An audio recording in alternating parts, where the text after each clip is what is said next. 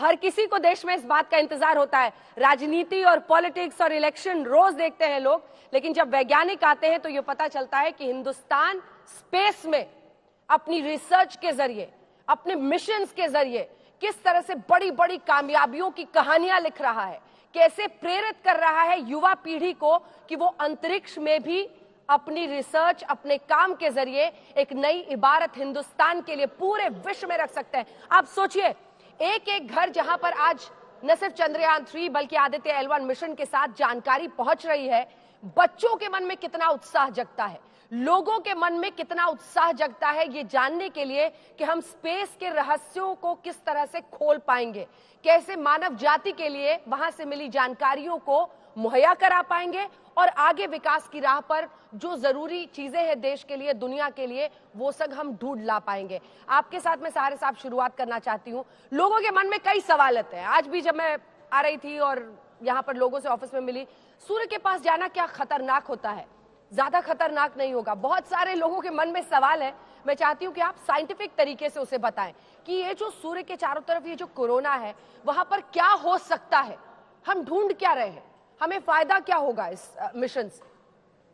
अंजना जी, हम सूरज के एकदम पास जा नहीं सकते, क्योंकि सूरज तो आग का गोला है और उसमें सतह का टेम्परेचर 5,500 डिग्री सेंटीग्रेड है। जैसे जैसे अंदर हम जाएंगे तो कोर तक जाए तो करोड़ों डिग्री सेंटीग्रेड वहां पर टेम्परेचर है। तो जो भी सूरज पर उतरने की, सूरज के एकदम पास जाने की कोशिश करेगा, वो तो जलकर भस्म हो जाएगा। तो वो तो हम नहीं कर रहे, नहीं कर सकते हैं। लेकिन हम जो जा रहे हैं, तो यहाँ से जो सूरज की दूरी है वो करीब करीब 150 मिलियन किलोमीटर है और हम उसका 1% दूरी पर करीब करीब जो है कि 15 लाख किलोमीटर, या मिलियन में कहे तो 1.5 मिलियन किलोमीटर तक जा रहे हैं। वहां पर मतलब लगभग सूर्य से कितनी दूरी तक हम जा रहे हैं? 1% 1% है ये जो 150 मिलियन आप बता रहे हैं उसका 1%। ठीक है। तो 1.5 मिलियन जो किलोमीटर्स है, हाँ। उतनी दूरी तक हम जा रहे हैं। हाँ। और इसमें एक और भी कारण है। हम जैसे कि पृथ्वी है और सूरज है, तो उनमें दो कोई भी उपग्रह है या एक तारा है, कोई उपग्रह है, तो इनके बीच में एक ग्रेविटेशनल फोर्स होता है।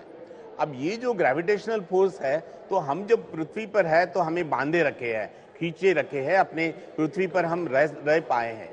वैसे ही सूरज के उस कक्षा से बाहर यदि हम जाते हैं तो सूरज भी अपने तरफ खींच लेगा। हाँ। तो इसीलिए हम ऐसे पॉइंट, ये L1 पॉइंट ढूंढा गया है कि जहां पर ये जो ग्रेविटेशनल फोर्स है सूरज का और पृथ्वी का, ये बैलेंस होगा। तो इसीलिए हम वहां तक ना हमें पृथ्वी अपने तरफ खींच पाएगी, ना सूरज अपने तरफ खींच पाएगा।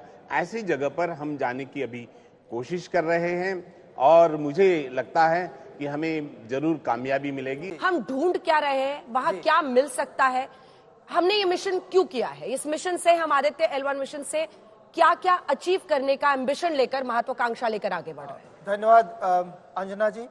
पहले तो मैं आप लोगों को फिर से बधाई देता हूँ, क्योंकि आप लोगों ने चंद्रयान 3 की सफलता के बाद जो ऊर्जा संचार किया है हम लोगों में और आम पब्लिक में, विज्ञान के प्रति जो दृष्टिकोण है, जो इतना मतलब हम सब बहुत उत्साहित हैं, उसके लिए बहुत बहुत धन्यवाद आपका।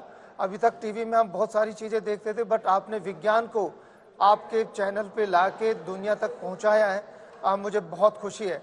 अब मैं आपके सवाल पे आता हूं कि क्यों है ये इतना महत्वपूर्ण। हमें पता है कि जो सूर्य है, सूर्य में सब सोलर इक्लिप्स होता है, तो उस टाइम आप एक बाहर की परत को देखते हो जिसको हम कोरोना बोलते हैं। उस कोरोना की स्टडी करना बहुत इंपॉर्टेंट है। उसका तापमान सूर्य के तापमान से कई हजार गुना फालतू है।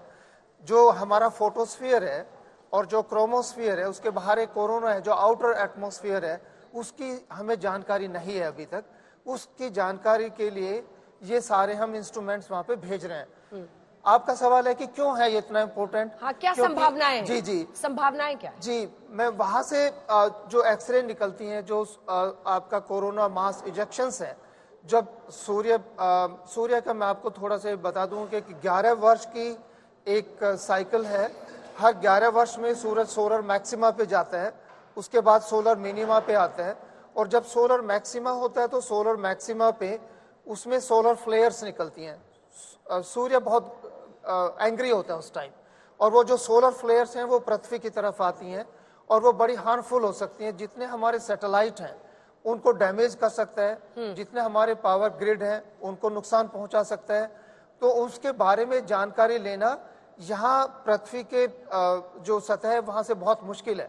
हमारे पास में 2-3 बड़े टेलीस्कोप हैं, जैसे एरीज में नैनीताल में है, कोडई कनाल में है, बट वो हम पृथ्वी से देख रहे हैं, लेकिन पृथ्वी से बाहर की तरफ जाके जो भी उसमें ऑब्स्ट्रक्शंस हैं उसको हम हटा के अगर देखेंगे तो हमें बहुत सटीक जानकारी मिलेगी, और 24/7 आवर्स में हम उसको लगातार उस पर नजर रख सकते हैं। ठीक है। तो जितनी भी जो वहां पे डिस्टरबेंस हैं उन डिस्टरबेंस का आकलन करना रियल टाइम में बहुत जरूरी है, ताकि हम अपने सैटेलाइट बचा सकें, अपने ग्रिड बचा सकें और लोगों को सटीक जानकारी दे सकें। ठीक है संजना, हमारे जीवन में अब कुछ नए नाम आ गए हैं। एक विक्रम जी थे जो वहां पर पहुंचे, उसके बाद प्रज्ञान रोवर हमारे, और अब ये आदित्य L1।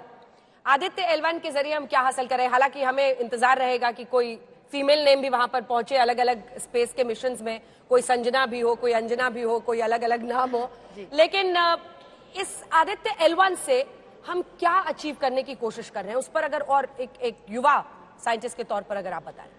जी नमस्ते सबसे पहले सभी को, और धन्यवाद मुझे यहाँ पर बुलाने के लिए।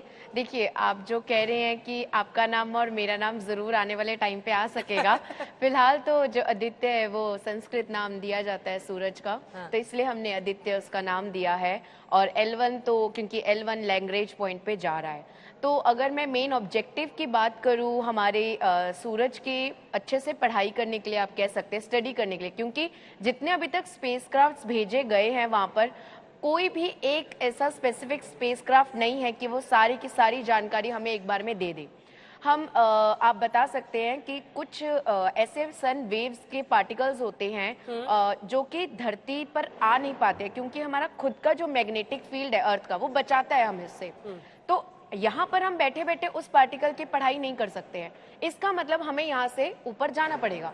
तो हम वहाँ पर स्पेस में जाकर उन पार्टिकल्स की पढ़ाई कर रहे हैं कि आने वाले फ्यूचर में अगर कोई सोलर फ्लेयर या सोलर विंड्स या सन विंड्स हमारे धरती पर आते हैं और हमें नुकसान पहुंचाते हैं, क्योंकि ऐसे समय पे जितने सैटेलाइट्स, जितने एस्ट्रोनॉट्स ऊपर हैं और जितनी भी धरती के आप कह सकते हैं उपकरण, इंटरनेट, ये सब कुछ ब्लैकआउट हो जाता है, सारी चीजें बंद हो जाती है, सैटेलाइट्स बंद हो जाता है, एंटीना काम करना बंद कर देता है। तो इन चीजों से बचने के लिए हमें पहले से पता चल सके, इन सब चीजों के भी बेसिकली पढ़ने के लिए हमने ये स्पेसक्राफ्ट ऊपर भेजा है। ठीक है, और दिलचस्प ये है संजना कि आपको सुनकर भी लोग बहुत प्रेरित होंगे।